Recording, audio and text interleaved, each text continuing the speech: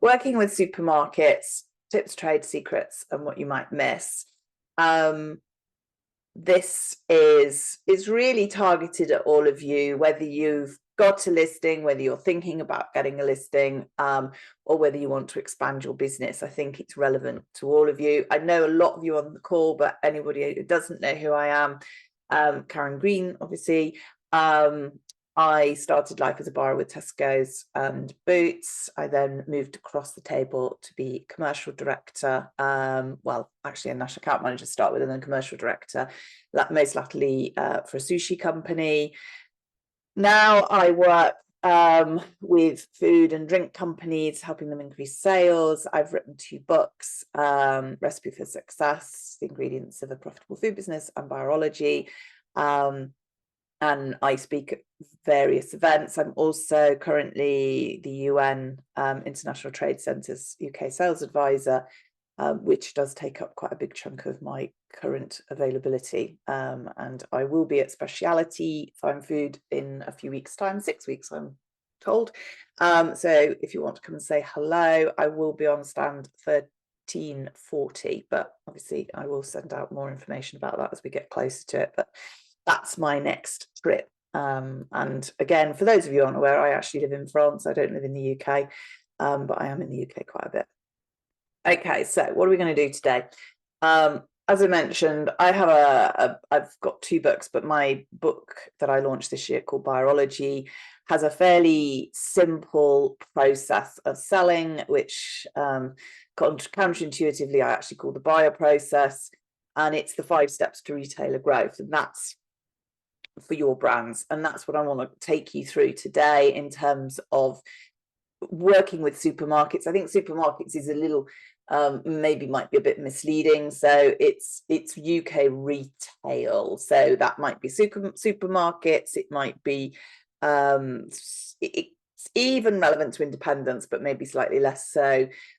It can be the big grocers, but it could be somebody like John Lewis or Whole Foods or Selfridges. All of these are relevant. The principles are relevant. And obviously, you want the book, there's the QR code.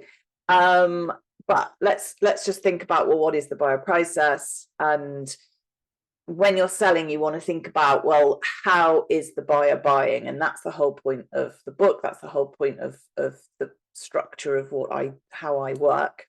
So the most important thing to me, if you're looking for new, and there's 4 of you who haven't got retailers at the moment, is building awareness. And I'm going to talk about that in some detail in terms of how do you build awareness. And it's important to keep going. So even if you've got a listing, keeping that awareness, keeping top of mind with buyers is really important. Then we'll talk about unique value propositions. So that's the U in buyer. And each of those words is absolutely critical in terms of making sure it's unique, and it's unique and tailored to the retailer that you're selling to and the buyer, the value that you're creating, and the proposition and how that proposition is actually supported. The Y is obviously for yes. We want to get to yes. We want to get those listings. And we also want to develop that business as well. So I'm going to talk a bit about within the yes of what do you do once you've got the listings? Is there an opportunity to get more out of it, whether it's distribution, new SKUs, etc. The E is probably the most critical part, which is execute well. I heard the phrase launch and love a few weeks ago, and it's my favorite phrase for executing well. And I think it's really important. And I want to talk about that again in detail, because one of the things we're really guilty of is putting all the effort into generating the new business and not necessarily looking after the existing clients or customers or supermarkets. And it's the same, I think, across the board. We tend to think about, well, what's next, rather than actually growing the business. And your I was going to say, the lowest cost opportunities are the customers you've already got, whether that's direct to customer or listings. So execute well. And then review and repeat. And again, if you've got listings, this is really critical. And even even if you haven't got listings, getting existing customers to review is really beneficial. So we'll talk about that. So that's the kind of structure of what I want to take you through. There's a really great article, and I will send it out with the notes actually from this. So I will share the slides. And it was in the Grocer about a month ago on how to get new product development listed actually in supermarkets. So I've shamelessly cut and pasted some of the quotes, but if you go to the article, it is actually really interesting, and there's a lot more in it. But the first one that I really liked is from Ban, who he is now at Viper. So Viper is it's quite a good research tool if you want to get some information about what people think about your brand fairly easily, and it then gives you some statistics and some numbers to use in building your presentations. And so what he was saying is this is about getting the buyer's attention. Consider multiple touch points, have creative methods. So, you know, you can do the emails, you can do the calls, but it is like advertising. And, you know, people say, and I use the 11-4 rule, which I'll talk about in more detail in a minute, but someone has to see you 11 times from 4 different locations, or before they actually do anything and before they engage. And I think that's critical. And in fact, we'll dig into thinking about that now. So the first thing you want to be thinking about is who do you want to sell to? Because one of the important things is, from, as I'm sure you're all aware, from a marketing point of view, you cannot sell to somebody until you know who they are. And I think the more work you do on that buyer avatar is really important, whether that's the consumer, but more importantly, what we're doing today is the trade. So who are the key buyers? Now, I've had a couple of people I've been working with recently who are waiting for the buyer of their choice to come back to them.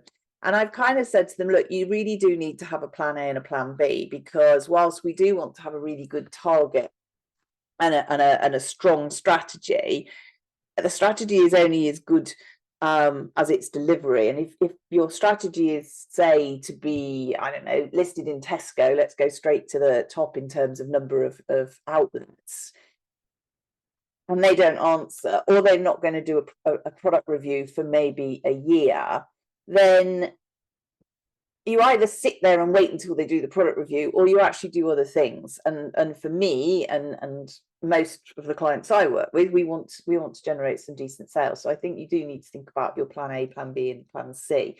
But the first part of it is, who do you want to sell to? Who's on that list?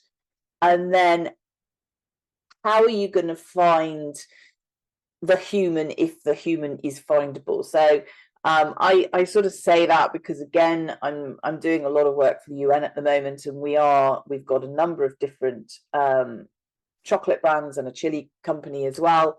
And it's kind of like, sometimes it's easy to find the buyer and sometimes it isn't. But I think if you have that hierarchy of saying, right, well, these are the retailers I'd like, this is my sort of plan A, these are my plan B, these are my plan C. If you can find the names of them, great, because it will make that awareness raising a lot easier. But if you can't, then just bear in mind the retailers that you're looking for and really start to think about, well, how can I target people who work for those retailers?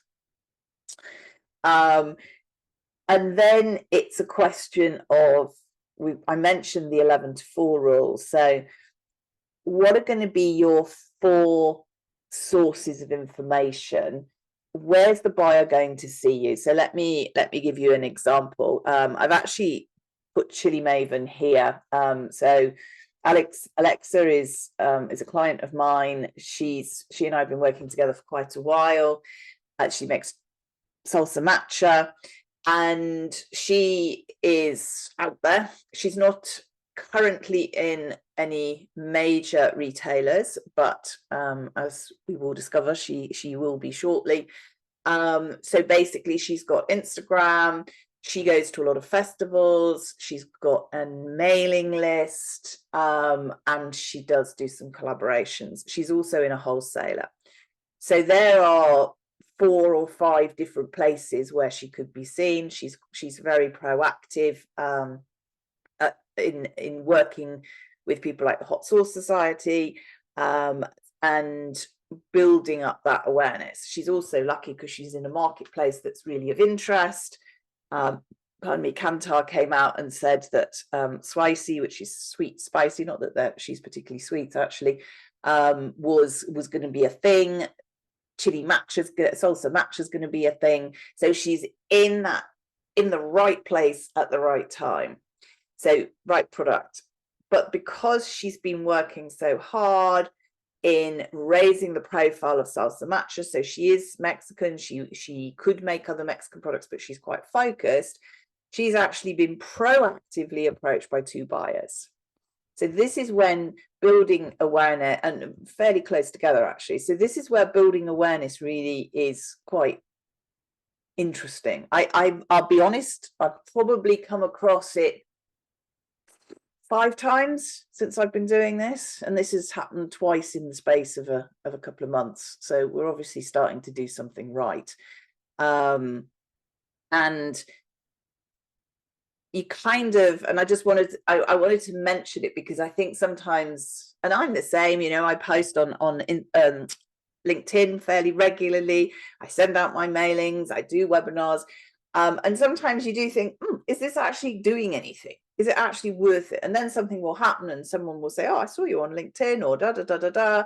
And you go, yeah, it is. Yeah, it is. It's working.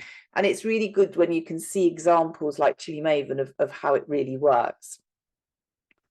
That is obviously, as I say, the rare example.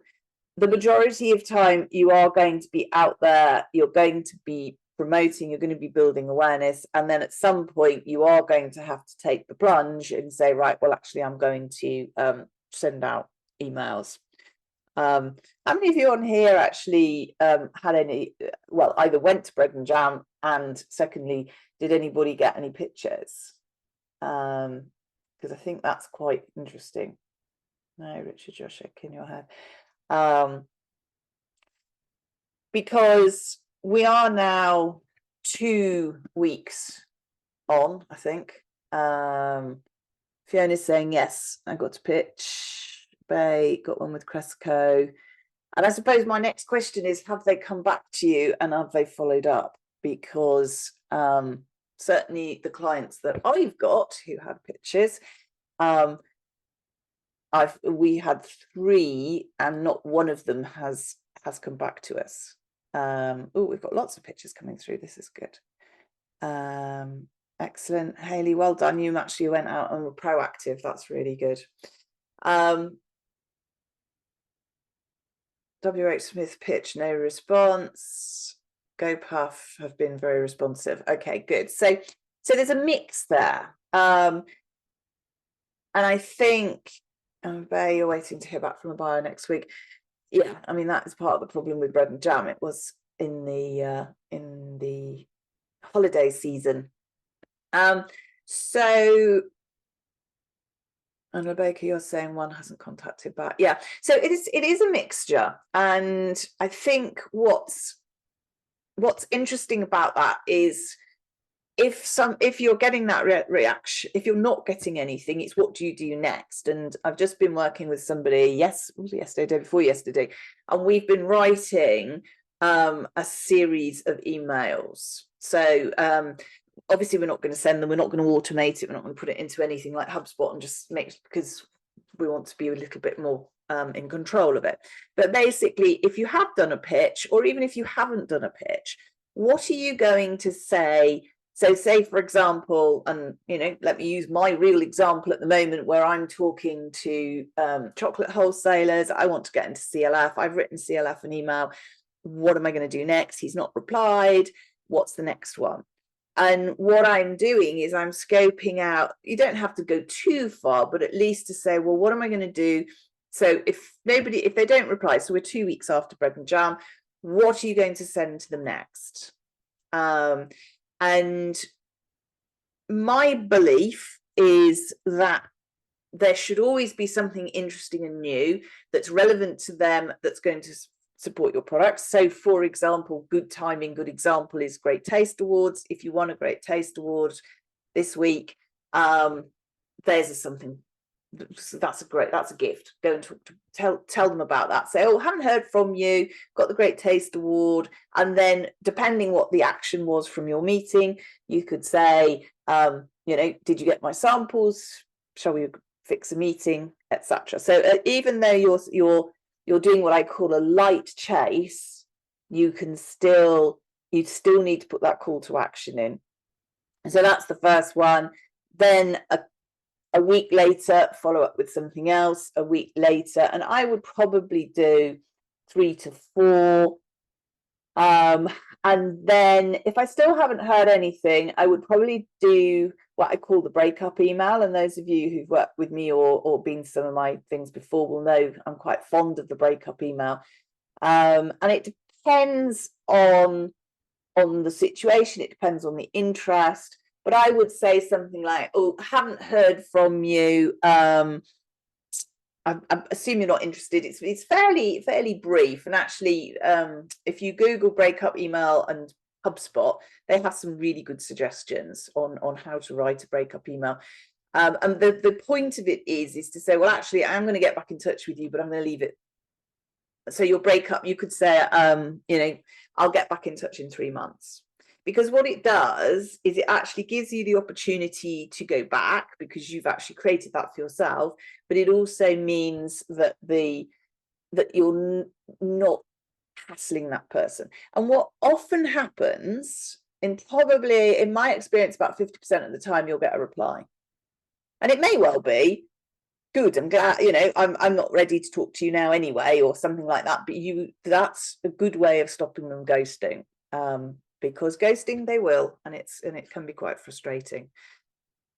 Okay, so that is the first layer. So we're building awareness, and the next piece really, this is a really good point, and I think we forget the fact that the buyer has, in a lot of cases, to sell the product internally. So a lot of retailers say, oh yes, our buyers are all, you know, empowered and they can do it, and you know, they make their own decisions. But in a lot of cases, that might not be the case. They may well be doing a major review, of which you could be one of many products. It might be a one-off, and they need the information. They love you, but they need to go to their boss or go to the whatever the review panel process is, the internal stakeholders. And so what Isabella is saying is absolutely right. You need to give the buyer, both for their own peace of mind, but also for internal, some robust data. And if you know, there's 4 of you here who haven't sold in retail before, don't worry about that. We can always create robust data in various forms. And if you're still at that early stage, it's probably worth thinking about, what can we do? So that's a piece of work that I do with clients, is actually sit there and say, right, okay, so if you want to be in Tesco, so let's keep using the Tesco analogy, because it's kind of in most cases a long way down the line. What are the building blocks that you would need to get that Tesco listing, if that's your ultimate goal? So the building blocks would be, you need to be able to demonstrate that you could, I don't know, in food to go, you could do a rate of sale of 50 a week. So how could you prove that? And so you then take a step back and you say, well, actually, I probably need to be in some other retailers so I can show that. So then you get some independence, and you actually work with them, and you look at how you can increase your rates of sale with those stores. Or if you're already in Whole Foods or Planet Organic, use that data to extrapolate, and so on and so forth. So in Chili Maven's case, we have been asked, what is your rate of sale? And in fact, I've got another client we've had the same question for as well. So we've had to sit there and go, okay, well, we're in a few independents, let's have a look at the data and have a think about it. And I think we've probably under-egged it, actually, rather than over, which is not a bad thing. So what I want you to think about is what makes you unique, and that's probably relatively easy. But then why is that relevant to this buyer that you're talking to at the moment? Because, you know, you might be talking to Tesco's one day, you might be talking to Selfridges another, and you've got to tailor that information. And we talked about the value. What value are you bringing to the party? So again, this doesn't necessarily have to be sales or profit. It could be footfall. You know, if you've got, I've worked with a couple of clients who've got massive direct to consumer exposure. So if you've got that, great. If you've got huge amounts of Instagram followers, that's another opportunity.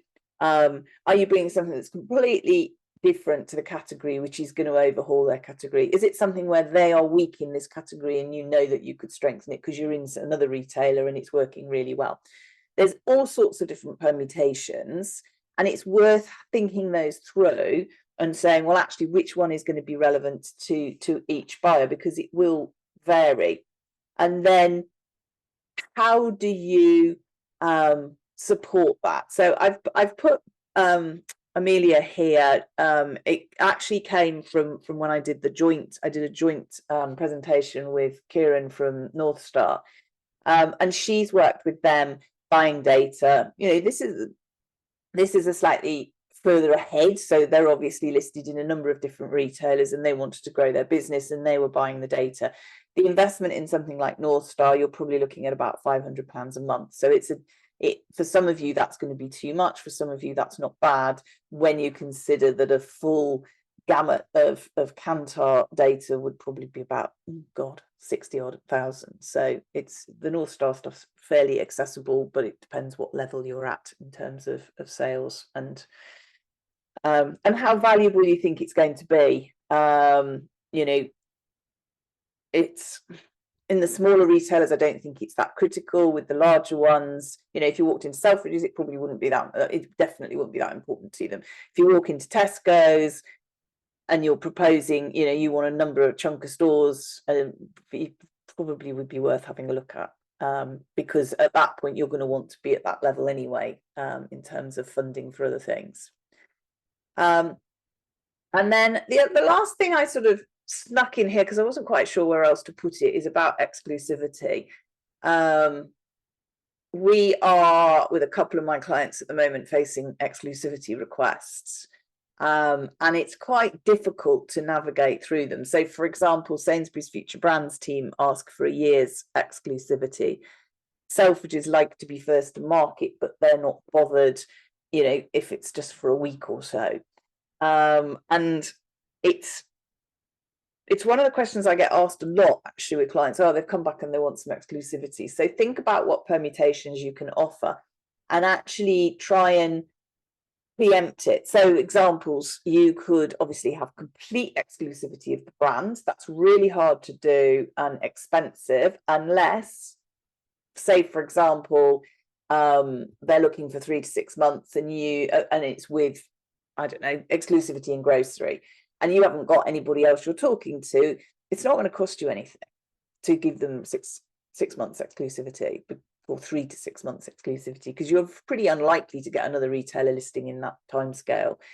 The big guys, you know, the Cadburys and the Mondelez of this world tend to think about, they'll develop a specific SKU, so it might be a specific flavor, a specific size, a multi-pack, an outer case. Think about something that's going to make it interesting, because all of these retailers need you to come to help them create a destination shop, and that's why they're looking for exclusivity. But what you don't want to do, obviously, is cut off your opportunities, because ultimately what you'll find is, if you do have your plan A, plan B, and plan C, and you do all your building awareness and you do all your outreach, it's really bizarre. The seeds don't grow and then suddenly they all come up at once, which is a lovely thing to have, but it can also be quite a challenge. So you need to be preempting that. And again, exclusivity, if they're interested, can be a really good one to get a product over the line. So Leo, buying director at Ocado, his one of his key pieces of advice is have a plan for the long term.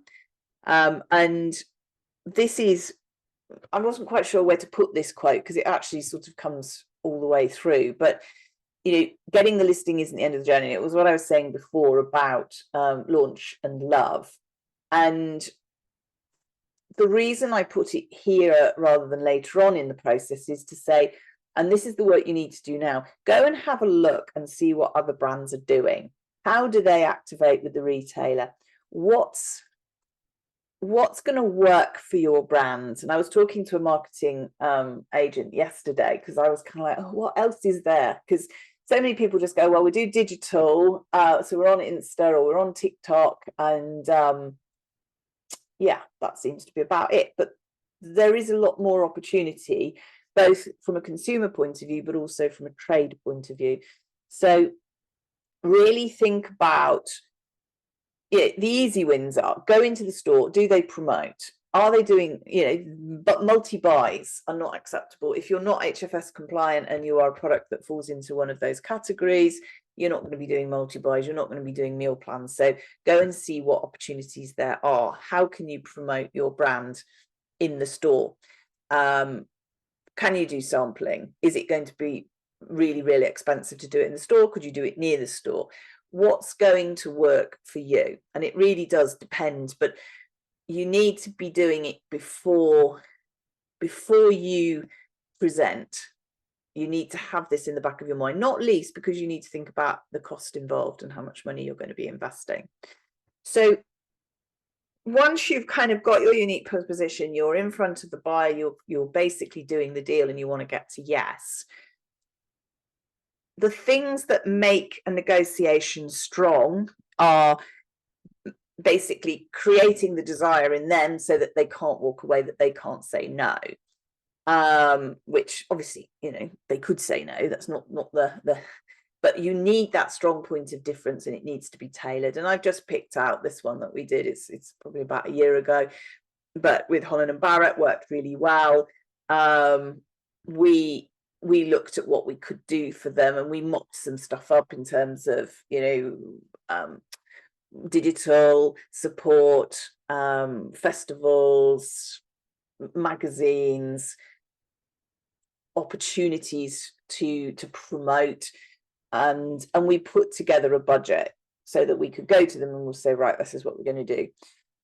Great commercials, the price is important. Margins do seem to be creeping up, and costs seem to be creeping up, which I can only assume that margins for brands are coming down, unless you're Unilever or Mondelez, because they do seem to be making more money. So for the smaller challenger brands, like I think most of you are, it is a bit of a difficulty. But I'm just going to have a quick look because I can see Fiona, when you say sampling in the store can be very expensive, does the retailer charge you for doing sampling?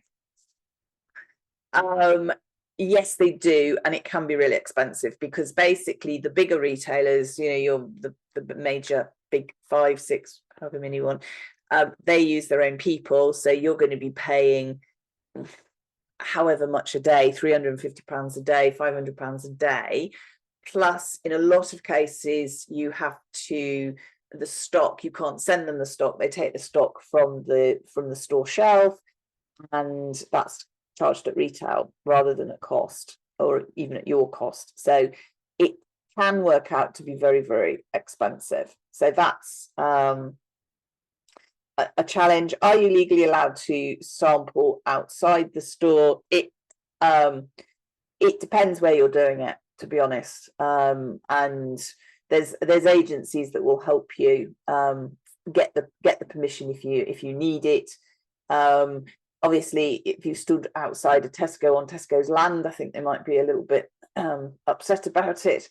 But there are ways of doing it, and I would speak to a specialist in outdoor marketing if it's something you want to do, because I think it's quite interesting. Richard's asking, what margins are we looking at? Jonathan's saying it's only 150 in Waitrose. That's good. That's probably worth doing. And you do, I think I'm a great lover of spreadsheets, and I think you have to do a P&L for the bigger supermarket. Karen. Yeah. Karen. Sorry, that was 150 quid per store per day. So that was just like, oh my God. So that was that. That really is expensive per store per day. Yeah. Yeah, because they're, well, I actually think £150 a day is not bad. Because if you think about, I mean, I suppose it depends how long that person's sampling for, but if they were sampling for 8 hours, you're paying them £20 an hour, then £160 is not bad. And if Waitrose want to take a piece of that pie as well, I think that's not bad. But you know, depending on your products, how many, what do you make? Or what that was a chocolate spread. A chocolate spread. Okay, so maybe, you know, best case scenario it would be 50, say a fiver. It's probably less than that, but say it was a fiver for easy maths. So you'd have to sell at least 30 to think about breaking even, but then obviously you've got the cost of the product on top of that. So yeah, you're gonna have to sell a lot to cover it. So you've then got to say, well, what's the lifetime value of that customer? Are they going to keep buying it? And do the maths. And then on the flip side of that, there is kind of, and this is a little bit uncomfortable, it's a total package. So generally, I think you need to be working on at least a 10% trade marketing budget for the retailer. And then you start to work out, well, what am I going to spend that on? And I'm not saying you just spend it for no reason, but it's worth having a look and trialing it. But it's like Holland & Barrett. Holland & Barrett's asks for in-store positioning, in-store training in the Healthy magazine are phenomenally expensive. And I think generally the rule of thumb is in the first year Holland & Barrett will not make money, but in the second it will. Richard was asking about what margins are we looking at. I've been working, well, I've been doing this for 7-8 years, working with smaller challenger brands, and I've tended to work on a 40% level.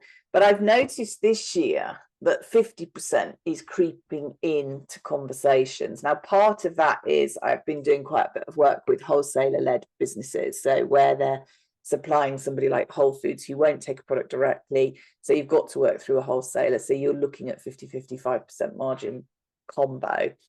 Holland & Barrett don't really like to get out of bed for less than 50. WH Smith are explicitly asking for 50 or 55. I can't remember which deal I did last year. It's chunky margins. Now, with somebody like WH Smith, if you've done any traveling, and I do obviously travel quite a bit back and forth to the UK, and I use Kind Bar as an example because I actually quite like Kind Bars. And Kind Bars retail, or were the last time I was in WH Smith, although it was Amsterdam, I think, £4.99. No, was it £4.99 or £3? No, it was £4.99 for a Kind Bar. And you're kind of looking at it going, you have got to be kidding. That was euros, not pounds, but even so, it's a chunk of cash. So although that 50% sounds quite painful, the retailers are prepared to maximize the money that they're making. So and so it's not as scary maybe as it could be. It depends on the products, actually. Yeah, just quickly to build on that, is that ex-VAT or including VAT? They work on ex-VAT. Yeah. So yeah. No. It's a chunk of cash. Yeah, I mean, we work with Wilko, which yes. So they actually were pushing for 60% for quite a long time on the majority of items. Right. What do you make, Richard? So we are the leading supplier of homebrew beer kits in the UK. Right. So it's a bit different to some of the stuff that you've been talking Mm-hmm. about, but I wanted to come along to kind of listen to what you had to say about like approaching different things. But yes, we have that market kind of sewn up in the UK and also internationally. Oh, brilliant. What's your exposure to Wilko? 100 grand. We managed it pretty well, but our actual exposure with like branded products that we have inside our business is about 500,000. Right. But so, because it looks like they're going to go today. Yes, luckily we're a larger business, so the company I work for is Muntons, Okay. and we're a manufacturer of malt. So 50% Yeah, I of know our Muntons. business, yeah, we put the malt in Malteser, if you like, as well. Oh, over in Ipswich way, aren't you? Yes, same market. Yeah. Anyway, I'll not digress. Sorry. Say how I know that. Yes. Okay. So yes, it's and you're absolutely right, Richard. I'm working with a number of different products at the moment, which are higher margin, retail margin. So supplements, for example, they will be looking for 60-70%. So yeah. Ironically, I used to be in the manufacture of vitamins and supplements as well. And that Oh, was did you? Well, we'll have to talk about that sometime. That's what I used to buy at Boots. What do I mean by the retailer maximizing their? I don't know. James just asked me that. Don't write it. What do you want? I don't understand what you're saying. Sorry, it's just you said they take a big chunk of your like they take a big margin, but they also maximize their. And I didn't understand what you were saying. And I think what you meant to say was like they take a big margin, but they also make a big order, so it's kind of worth your while. Is that what you meant? Really? I was saying they maximize the amount of money they get out of you. So right. So yeah, they just screw you basically. That's very bitter and twisted. Yes, I mean, I think what you have to, yeah, if we take the emotion out of that sentence, and what we say is the buyer's job is to make money, and your job is to make money, and if we take out the why we do business and all of the rest of it and the purpose, etc., at the end of the day, they're there to make money, you're there to make money. And so basically how they work is they have what I call the money tree. So there is the money tree. So the first level of the money tree is we buy it from you and we sell it for more. There's the first bit of money. Now, what other things can you give us? And so over the years, there have been huge numbers of different ways of shaking the money tree. Something I'm expecting to come much stronger over the next year will be settlement terms. So when I was a buyer at Boots, which was a long time ago, the mortgage rate that I was paying, I think, was 13%, and interest rates were a lot higher. And so settlement terms were really interesting. And one of the things I used to do was I would say, right, I want 40% margin, but I want 2.5% settlement terms or what have you, which basically means if we pay you within 90 days, we will take another 2.5% off. Sorry, most of you will know that, but I just thought I'd explain it. So this is what you need to be thinking in terms of what else is in the list. So the nice things are things like trading terms, because marketing, trade marketing, because that will hopefully give you a sales uplift. But other things like, for example, settlement terms, you want to be paid. And I would expect us to see longer settlement terms. And then if you're in a situation like Richard with Wilko and Keto 8 were with Planet Organic, and I spoke to somebody else the other day who has also lost about 30,000 from Planet Organic going bust. The longer the settlement terms, the more your exposure. So you've really got to be careful and think about, yes, these people you want to play with, but actually do your due diligence. I'm not saying Tesco's will go under, but Wilko's is a pretty big name, and there's been some other big retailers. Obviously, Planet Organic's the main one in the smaller food space. So I guess all of those points are how to get the yes.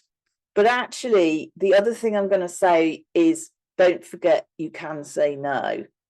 And walking away does take some balls, but I actually think in some cases it's worth doing.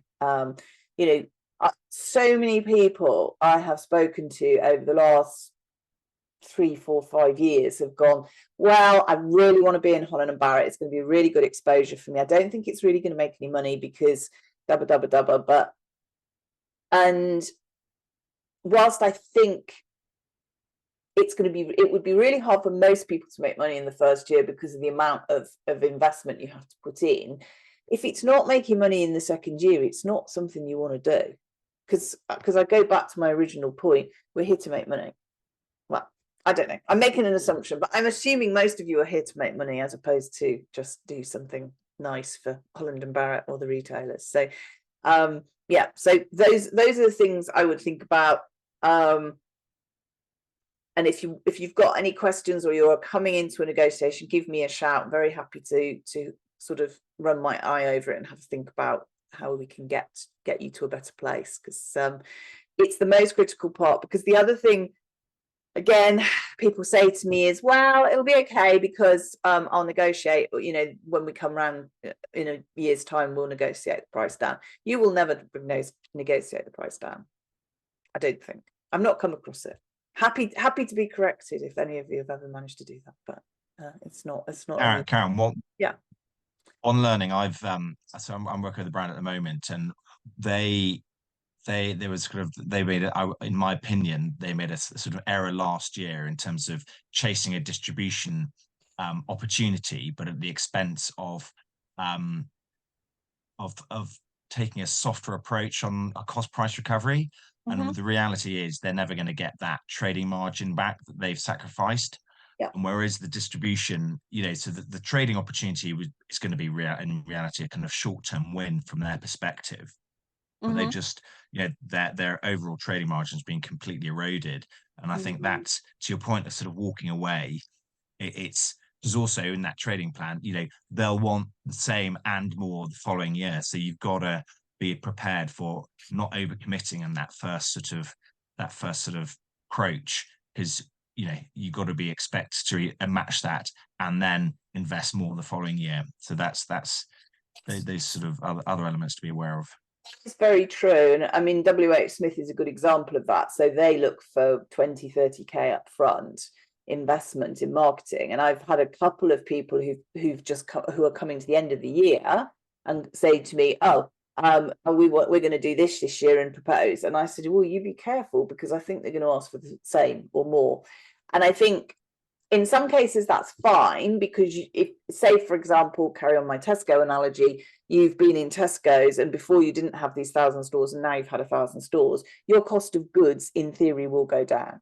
However, do not think that the Tesco buyer is not aware of this and rubbing their hands in glee with an eye on actually going, well, actually, you've been in it for a year. We've given you this distribution. It's time you gave us as a price decrease. So I think you're absolutely right. You have got to bear that in mind.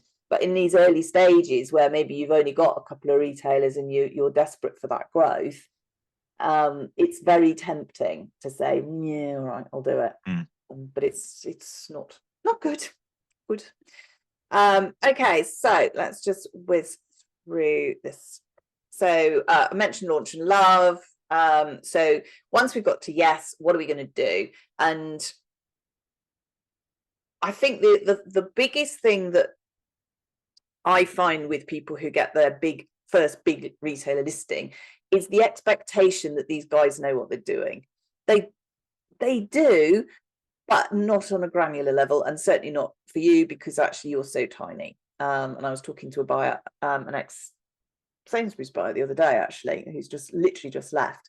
And it was absolutely fascinating, because what she was telling me was exactly what I thought, which is good, where, you know, basically they're not going to look at, you're too small, you're still too small. So you need to be the one that's looking at the sales. You need to be the one that's talking to the sales team. You need to be the one that's actually in the store having a look at what they're doing, because believe it or not, they may not put it on the shelf. They may not actually reorder. Their system may not actually recognize that you aren't there. So the first 14 days are absolutely the most critical, and I can't stress that enough. You know, if you get a listing, the first 2 weeks. Oh, hang on, I told you there'd be a postman involved. Bonjour Tony. Ok, je dois signer ou non? Non, parfait, merci. Okay. Je suis en rendez-vous. Sorry. Right. First 14 days. Yes. Cancel everything. If you get a listing, do everything you can to get those sales in the first 14 days. The reason for that is their systems are automated, and if they see good orders coming through, they will keep ordering. If they don't see good orders coming through, it's very, very hard to get it back on track. So make sure the shelves are full. Depending, obviously, if you're in 1,000 stores, you're not going to be able to go around those 1,000 stores. It's worth paying somebody to do it. Get a merchandiser to go around and look at the stores, and you will find people like Coca-Cola, Pepsi, Cadbury's. They all have merchandising teams who literally just go around and make sure the product's there. Make sure the shelves are full. Make sure you, if you can get hold, most of the retailers provide you with data. Make sure you're monitoring that data. You're looking at the rates of sale. If you've got short life product, that you're monitoring waste. And also, if you are doing some form of marketing activation, be aware that if it launches on what is often a Wednesday, I wouldn't start marketing until the Monday. So you're still within your 14 days, but you know, I have been in so many times and the product's not put out yet because they haven't done build, especially if it's a rebuild. The stores may not build on the day you think they're going to build, but you do need to make sure that that product is flying off the shelf. So make sure you time your marketing, make sure that there is some in-store launch support. If it's a smaller retailer, can you go and do sampling? You know, can you get your team, can you get a team to go into each store? Say you're launching into Whole Foods. What can you do in terms of windows, launch promotions, etc., to get it going, get people to trial, get people to behind it. Go and talk to the store staff, get them behind it. You know, pay for some Holland & Barrett training if you've got a nice big budget. And then maintain the momentum. So you need to keep it going. So do not launch and abandon. You need to launch and love. And that sometimes can be hard. I've been in a situation where actually I was managing Sainsbury's and my company launched into Waitrose. I had no end of trouble with Sainsbury's. They just threw all their toys around. So just be aware of that, just in case you are launching to quite close together. It does need some careful management, and the marketing needs some careful management as well. So you need to be very specific on that. But that's, you know, it's a nice problem to have if you've got two major grocers fighting over you, but it's quite key. And then I love this phrase from Adrian, when it launches onto our shelves, it's already old. I don't think all retailers are like that. Otherwise, obviously, we wouldn't have any products and we wouldn't have Marmite, who's obviously been there forever. But newness is important. Fiona's asking, what's the best day of the week to announce your launch?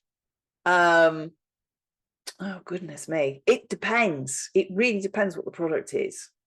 So it depends when they're going to launch. So some launch on a Monday, some launch on a Wednesday. So it's good to have, obviously, your first piece of social media to support. But if you say, for example, I don't know, you make sandwiches, which is something I've done a lot of work with. Monday's the biggest selling day. So you're going to do all your buzz on a Monday. If you're doing something for the weekend, like I'm working with someone on hangover patches at the moment, maybe you would start promoting on a Friday. So think about your products and where you think the majority of the buzz needs to be. Changes for online retail. I think online retail is just the same as mainstream retail. It's probably a little bit more tailored. So you really need to get into the granularity of who is their customer, and therefore when are they going to want to buy your products. Jonathan's saying about head office sampling. Yes, that's a good, interesting one. I'd forgotten about that. I have done them. I have dressed up as a fish in Asda in my life, unfortunately. So yes, it is a really good way of doing it. It doesn't cost very much, and as you rightly say, well, I think sometimes we forget that buyers and people who work at retailers are actually humans who go and buy stuff, and it is a really good way of profile raising. So nice one. So final stage, the R, review, recommendation, rebuy, all form the R for me. And I've chosen Manor Life because I happen to be an investor in their business, but they're obviously peanut butter, just in case it's not obvious. And they have just launched cocoa dusted peanuts. So the reason for mentioning this is, again, hierarchy. So we're talking about plan A, plan B, plan C. So when you've got your listing, what we want to do is sell more stuff. So first off, to sell more stuff, it has to be there. So you make sure your supply chain is really good. You make sure it's on the shelf. You make sure they don't have any gaps. Either you or you get a gopher, and most of the big companies who are managing a couple of accounts will have a gopher who literally spends their time looking at this information. So making sure that you're getting the best out of the listings you've got. Then you think about, well, actually the rates of sale are amazing. You really should be extending into more stores. So that's the next thing that you start to push for. And then you say, well, actually, you've only got 3 of our SKUs. Maybe you should have 4 or 5. And then, which is where Manor Life Peanuts comes in, you start the innovation. So you start, and again, probably at the stage at which you're presenting your first range, you also probably have a slide on, if that's successful, we've also got this. So, 6 months in, a year in, whenever, and it depends, how often they do reviews, etc. You might say, well, actually, we're doing really well. We want to extend this, or we're doing really well. We think this would complement it, build the brand. Can you introduce me to the peanut buyer or whoever Manor Life actually ended up speaking to? And then obviously you've got to take advantage of that growth. And as I say, the retailers will be taking advantage, going, that's good, more volume, less margin for you, more margin for us, less cost for you. So be aware that's coming and plan for it, and plan for how you can continue to invest in that retailer. And then dealing with the challenges. If you've got yourself into Tesco's and you're doing well, you're going to have to deal with someone like you who's going to come along and try and challenge your brand. So be aware that that's coming, because competition is going to get tougher, and you need to be on the front foot at all time. And actually Manor Life have just launched organic as well in the last week or two, so put that on as well. And then the final thing is something we don't tend to think about with retailers anymore, but people do buy from people. And if you can build the relationship bonds, that's really, really critical. And it's not just about emotional person to person, because as you will probably be well aware, if you've been doing this for a while, the buyers move quite quickly, and Ocado are particularly naughty at this. So you might just get somewhere and you may not even get launched, and then they go, oh, buyer's changing, and you go, oh, God, start again. So think about how you can make relationships that aren't just dependent on the buyer. So with store managers, with supply chain, with the developers, with the category managers, depending on the structure of their businesses. Make sure that you are keeping that relationship going, and also you don't neglect it. So for example, if there's no review until next August, do speak to the buyer in the next 12 months. Don't just go, well, it's not even worth me doing it.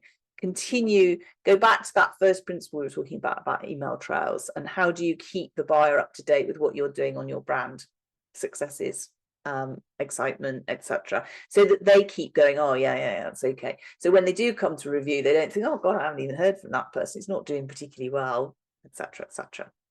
Manage it well.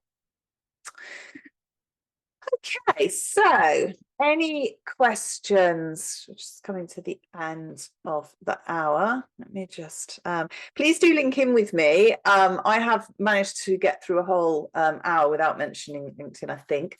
I might have to mention it actually at the beginning with building awareness, but please do link in with me if you're not already. I do have quite a lot of connections, and it's always very useful to widen your network. So do that.